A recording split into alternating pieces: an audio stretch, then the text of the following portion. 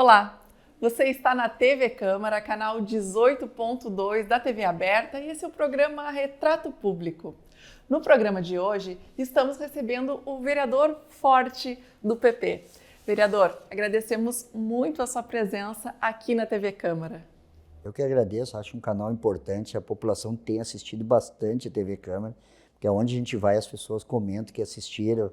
É bem importante, e a grade da TV Câmara está muito importante para a comunidade. Que bom, vereador.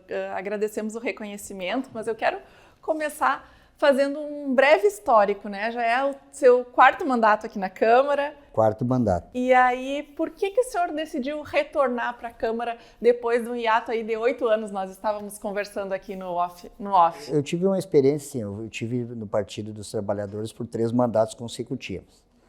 Acho que a alternância é a essência da democracia. Tá? Eu acredito que a gente tem que dar lugar para outras pessoas. Então, eu me afastei por livre e espontânea vontade. Fui fazer as coisas que eu sempre fiz, que é cuidar da minha empresa.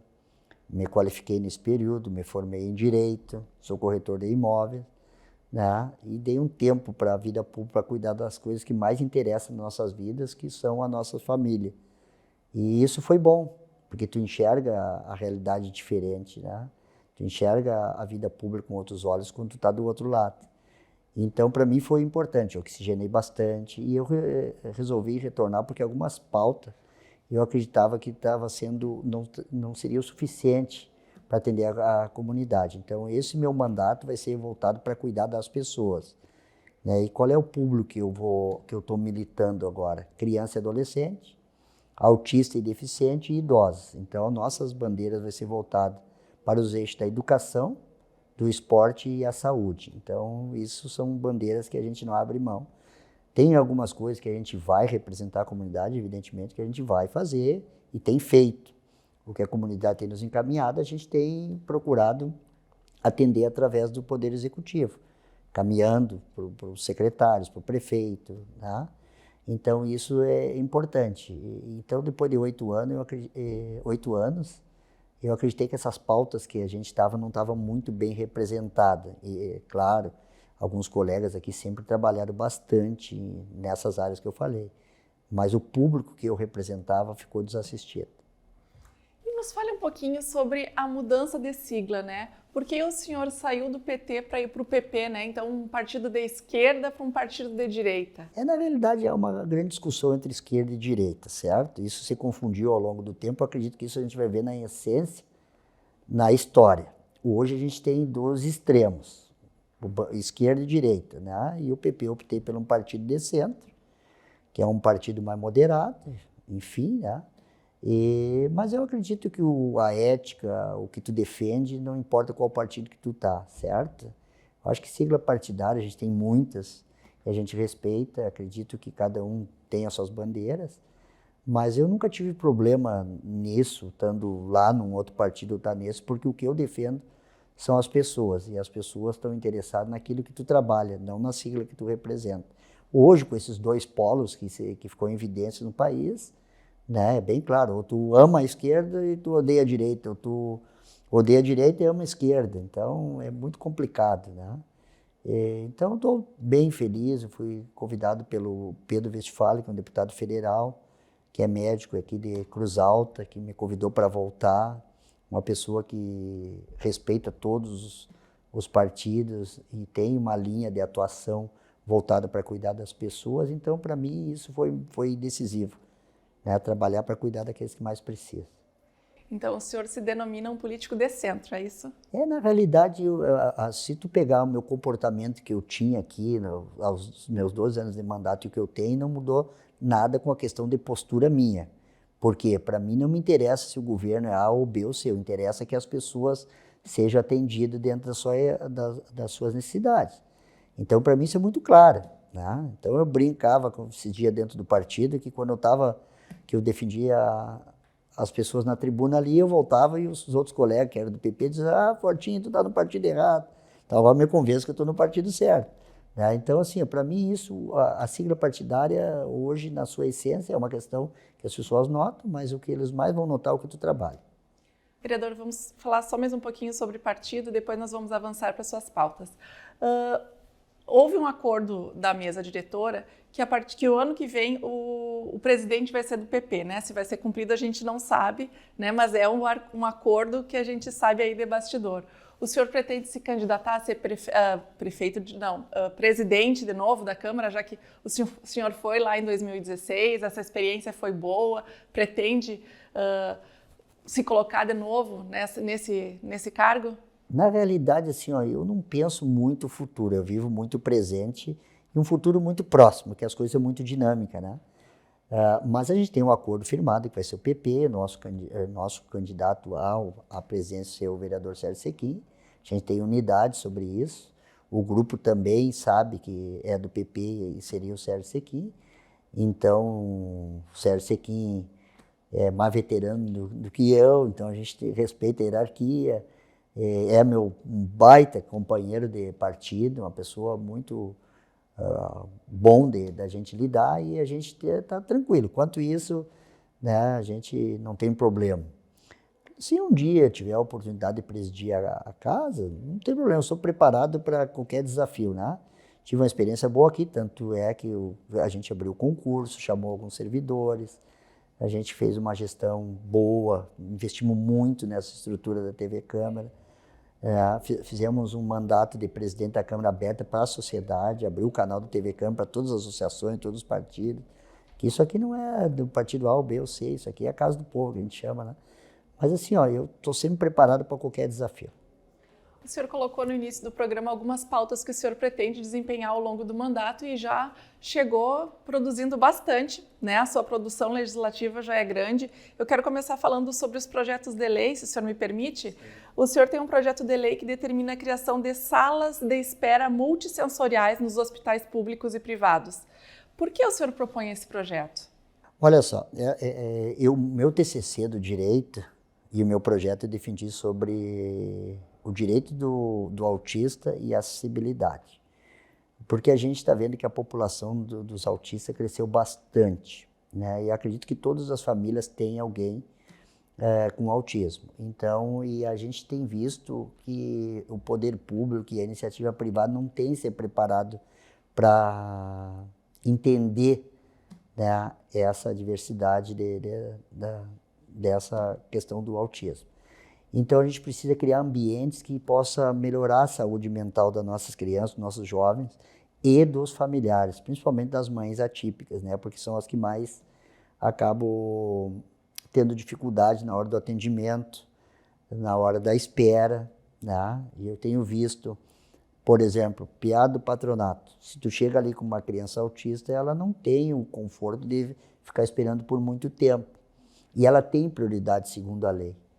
Mas a prioridade é pela emergência. Daqui a pouco uma criança que não é autista chega com uma determinada patologia mais grave, vão atender aquela, né? Mas dentro do quadro do acolhimento, então tem que ter um ambiente que as crianças possam se sentir bem. Essa foi a nossa maior preocupação, justamente, e não só vamos ficar na questão dos hospitais e dos postos de saúde. A gente quer conversar com as igrejas, a gente quer conversar com outros públicos, shoppings, a gente quer conversar com algumas empresas grandes, algumas já estão sendo sensíveis com essa questão e têm usado a inteligência para poder melhorar a qualidade de vida das pessoas e dos seus clientes, enfim, sabe? Tem sido muito importante. E essa é uma pauta que vai gerar bastante discussão. Seguindo nas pautas de inclusão, o senhor tem outro projeto que desobriga as pessoas com espectro autista a usarem uniforme escolar na rede pública. Para quem escuta, num primeiro momento, pode parecer estranho, mas o autista ele tem uma seletividade em relação a algumas questões. Então, explique para nós a importância dessa lei. Na realidade, a gente identificou isso nas escolas, né? Como assim, ó, uma escola privada. Quando tu fecha o contrato de prestação de serviço com a escola, tu tem algumas questões que tu tem que, as duas partes contratual têm que respeitar as cláusulas do contrato. E uma delas é usar o uniforme. Mas a gente identificou que algumas crianças não têm o conforto com a cor do uniforme. Elas não se sentem bem. E isso, de certa forma, acaba criando algo não positivo para as crianças, no seu desenvolvimento intelectual. Então, que a gente possa ter esse conforto para eles dentro da identificação. Evidentemente que a criança que não usar o uniforme da escola, que ela possa usar a identificação, que pode usar o crachá, a identidade, também para ter não fugir muito do padrão da escola. Dentro do município, também, o município adotou faz 2 anos aí o uniforme. Eu não vejo problema no público dessa lei estar sendo efetivada justamente por causa dessa questão, né? E também com a identificação, para a gente possa ter dentro do educador especial, poder atender melhor essa criança, e isso vai ser muito importante. Mais uma lei da inclusão que o senhor propõe é sobre a permissão de pessoas com transtorno do espectro autista ao ingresso e permanência em qualquer lugar portando alimentos. Isso é uma questão que a gente identificou, e vou dizer bem, sem problema nenhum, nos cinemas. Hoje tu é obrigado a consumir o produto que eles vendem junto, tá? Só deles, tu não pode levar outro alimento para dentro. Eu acredito que eles estão no seu direito mesmo de preservar, né, o seu ambiente de prestação de serviço.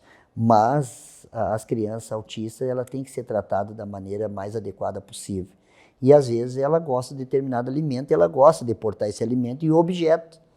Então é muito desconfortável a criança ir no cinema e tu ter que tirar o objeto dela, ela não vai se sentir bem, né? E isso dá um desconforto para o familiar que vai acompanhar. Então a gente quer que isso possa ser muito presente na vida das pessoas que frequentam esses estabelecimentos, né? E acredito que isso vai ser muito passível de resolver, justamente porque a gente, em primeiro momento, criou uma lei mais de conscientização e de inclusão.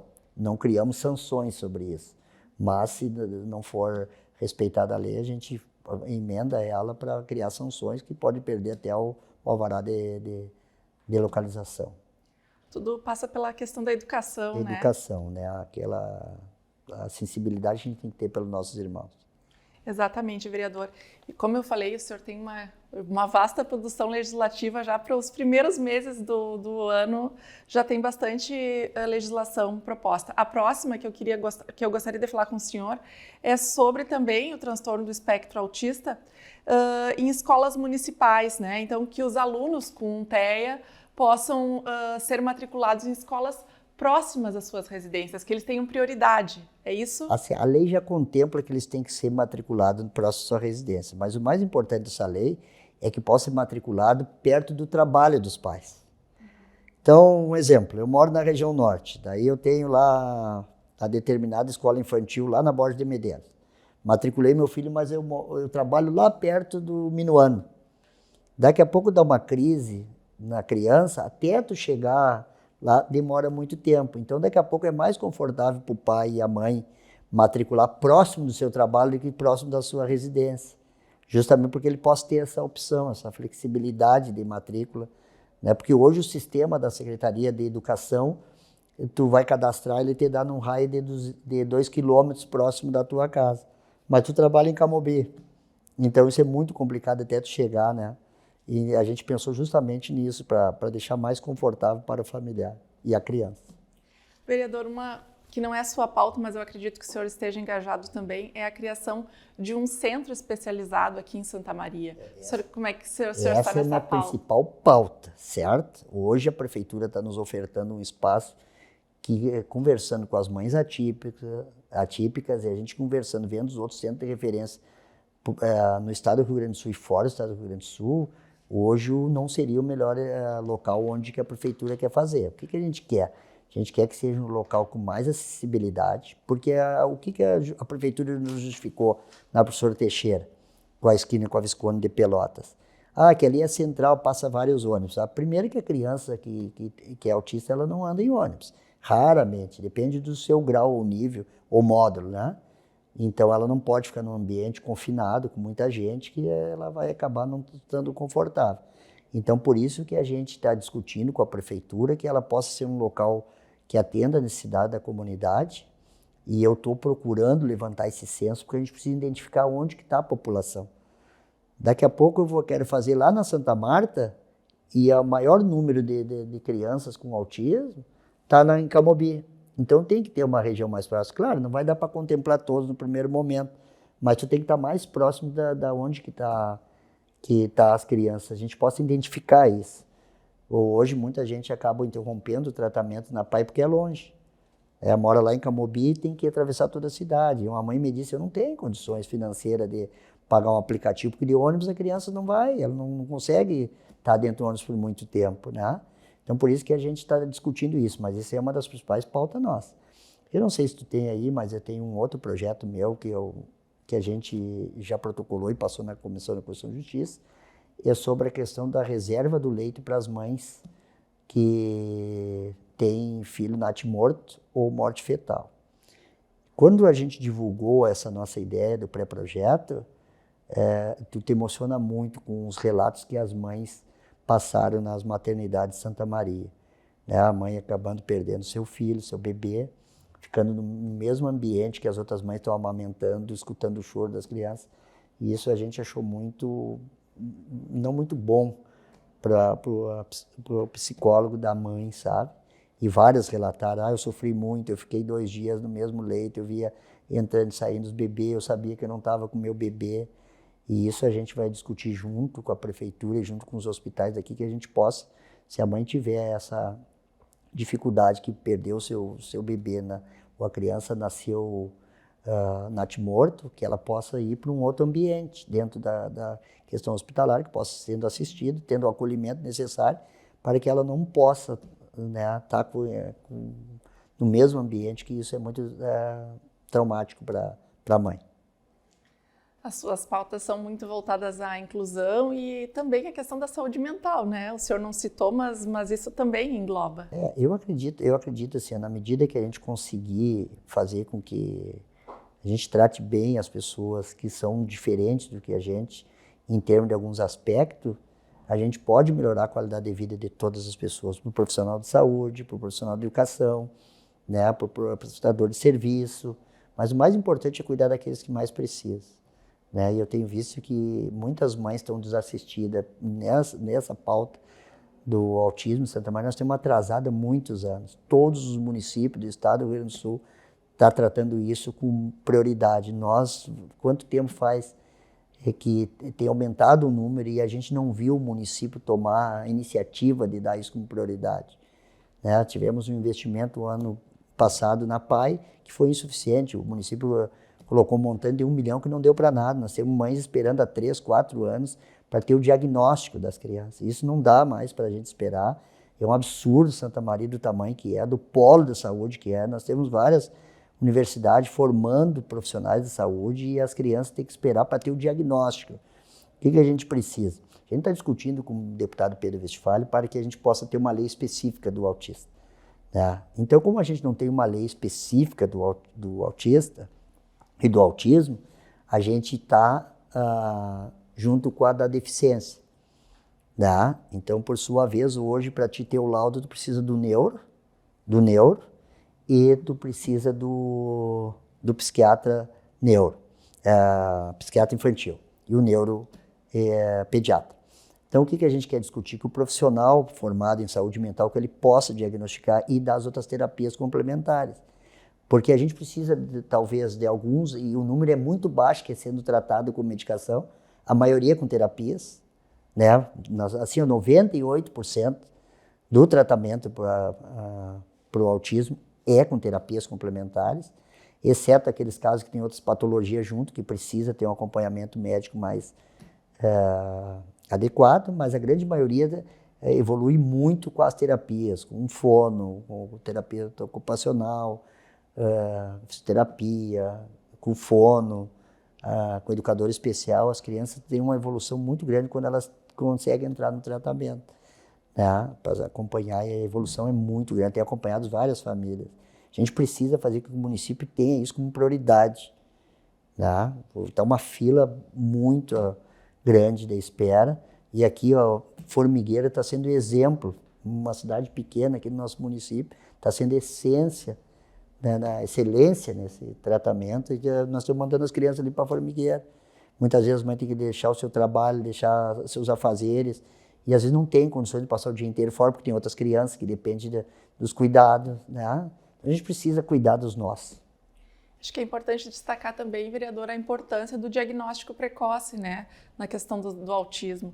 Quanto mais cedo a criança começa com as terapias, mais possibilidade de evolução, né, ela tem. Assim, é muito importante isso. Mas aí tu pega assim, quando é que tu identifica? Quando tu vê o comportamento da criança diferente do que as demais. E aí tu vai pro profissional de saúde, tu entra na fila, aí tu não consegue. Aí depois tu quer colocar no berçário ou na pré-escola. E aí o profissional da educação não precisa do diagnóstico, isso vai precisar ou não vai precisar do educador especial, do monitor, enfim.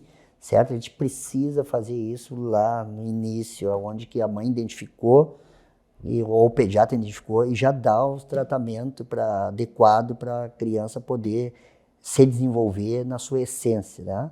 Eu ajudei uma mãe, a criança com 9 anos de idade, que ela estava esperando há muito tempo na fila do diagnóstico, e a criança precisava de acompanhamento médico e com medicação. Quando ela me mandou os vídeos da criança brincando, curtindo o aniversário, eu vou te dizer, não tem como a gente não se emocionar. A criança brincando é uma coisa que é mais sagrada na vida de uma criança, é poder brincar, né? Se socializar com as demais crianças. E aí ele tinha grande dificuldade e foi muito gratificante. Aquela mãe me fez voltar. Que linda a sua história, seus relatos, vereador. O senhor fala bastante, né? Falou bastante das mães atípicas, falou sobre a importância do cuidado, né, que a mãe tem com as crianças. E aí o senhor continua numa pauta feminista, digamos assim, quando cria uma frente parlamentar em defesa do empreendedorismo feminino. Olha só, é muito importante isso. A grande parte da população hoje, em Santa Maria e no Brasil, o público feminino tem mais mulheres do que homens, né? Então, o que acontece? Hoje o eleitorado é mais feminino do que homem. As empresas são geridas por a grande parte das mulheres. Eu sei disso porque a minha mulher cuida da nossa empresa. A minha mãe foi uma grande empreendedora, né? E então, assim, mais do que justo a gente dar uma atenção para essa população que muitas vezes não tem a atenção dos órgãos públicos como deveria ter. E a gente criou essa pauta justamente porque a nossa vice-prefeita também está militando nessa área, né? A nossa vice é a professora Madruga, então a gente tem trabalhado nessas pautas. Nós vamos fazer bastante eventos de conscientização, de fomentar o comércio, empreendedorismo, né? Porque as mulheres são fundamentais para o desenvolvimento socioeconômico, e a grande maioria delas são chefes de família, cuidam da sua família, cuidam dos seus negócios, trabalham às vezes na formalidade, não na informalidade, mas são elas que fazem a economia girar no nosso país.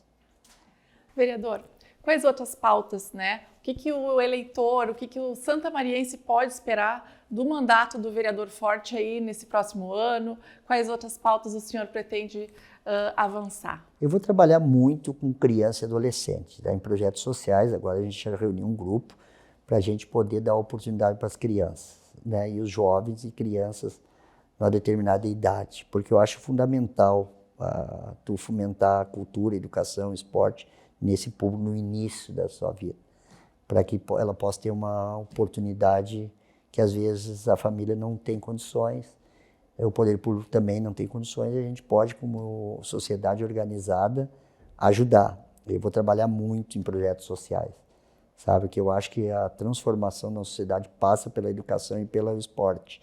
As crianças precisam ter essa oportunidade. Toda criança que tu convive, que tu tem a oportunidade de conviver, tu pergunta o que ela quer ser. Ela sempre quer ser um esportista, um ator, um músico, né? A criança nunca pensa que vai ser alguém errado na sua fase adulta. Então a gente precisa alimentar essa esperança, esse sonho na vida das crianças, principalmente nas regiões onde que é desassistida pelo poder público. Eu acredito que cada um de nós, fazendo um pouquinho da nossa parte, a gente pode minimizar os problemas sociais. Quando um município enfrenta problemas de violência sociais, é um problema de todos nós, não é um problema isolado. E às vezes as pessoas não querem contribuir para ajudar. Eu acho que tu pode ajudar de uma maneira ou outra, a gente pode colaborar sim, enquanto cidadão, enquanto seres humanos, para melhorar a vida das pessoas. E eu, assim, eu vou fazer um mandato muito para cima, muito animado, eu trabalho bastante e eu vou cuidar de gente. Esse é o meu objetivo, cuidar de pessoas. Ah, tem um buraco lá na rua? Tem, vou encaminhar para a prefeitura, que é competência da prefeitura. Mas eu quero ter um mandato voltado para essas pautas que eu estou defendendo e acredito que estou no caminho certo. Isso me faz bem e faz bem para aqueles que precisam também. Vereador, e a questão do ciclismo, onde é que fica? Eu já ouvi o senhor falando sobre a questão num plano de mobilidade urbana que incluísse, né, ciclovias, enfim. Santa Maria é deficitária nesse sentido. Essa pauta é uma pauta muito importante. Os meus 3 mandatos eu militei muito. Qualquer ciclovia que tu vê em Santa Maria passou por minhas mãos. Todas. Não tem nenhuma que não passasse pelo nosso estudo. O que acontece? É a questão de prioridade. Nós tivemos, o prefeito que mais investiu no ciclismo foi o Jorge Possobon, de todos os que eu tive oportunidade de conviver. E eu tenho grande esperança que o prefeito Rodrigo Décio possa dar uma atenção especial para isso. Por quê? Todas as novas vias de ampliação, ela tem que ter um estudo cicloviário. Isso é lei do Ministério da Cidade, tá? O que acontece? Nós temos padrões de ciclista. Você é uma criança que brinca, que essa vai para parque, brinca dentro dos seus condomínios fechados. O ciclista que usa a bicicleta como meio de transporte alternativo para poder trabalhar, esse é o que mais sofre, porque ele usa uma bicicleta com menos qualidade, o seu poder aquisitivo é menor, e não usa o outro transporte e usa a bicicleta para economizar e ajudar no sustento da família. Então esse ciclista é o que mais sofre acidente, esse às vezes não tem uma bicicleta sinalizada, ele usa de segunda a sexta ou a sábado a bicicleta, domingo ele não quer enxergar a bicicleta, muitas vezes carrega suas ferramentas na própria bicicleta, e depois nós temos o ciclista que usa para o esporte e para a saúde, que é um ciclista que já tem um poder aquisitivo um pouco melhor, já usa uma bicicleta melhor, já sai identificado de caráter de ciclista, capacete, sinalização, roupa de ciclista, né? E esse anda nas rodovias, nas RS e dentro do interior de um município, que é a estrada de chão que a gente chama. Eu tenho o maior grupo de ciclistas de Santa Maria, sou eu que coordeno, e a gente tem vários outros grupos organizados na cidade, é muito legal isso aí, mas tem que ser uma política de governo, né? Tem que ser de Estado, e não do governo. Porque é o seguinte, tem que dar sequência dentro do Plano Nacional de Mobilidade Urbana, que vê qual o eixo. Transporte coletivo. Segundo, transporte não motorizado, que seria a bicicleta ou a pé. Por último, o veículo. Então, quando o município não começa a pensar dessa maneira, as coisas se invertem, é acidente no trânsito, é briga, é estresse. Então, a gente precisa criar espaços adequados para que todo mundo possa conviver dentro da cidade com mais tranquilidade, com mais paz, né? Então, a gente está discutindo isso, sim, já criou-se uma comissão especial para isso aqui dentro da casa, a gente está discutindo essa mobilidade e o ciclismo é uma bandeira nossa, né? Eu trabalho com isso, eu vivo com isso e tantos outros colegas geram muito emprego na cidade através dos seus comércios no ramo da bicicleta, e eu não sou diferente. E eu estudo muito as bicicletas e o comportamento social. Nós tivemos, assim, da minha faixa etária dos anos 70, usou muito a bicicleta. O primeiro presente era uma bicicleta.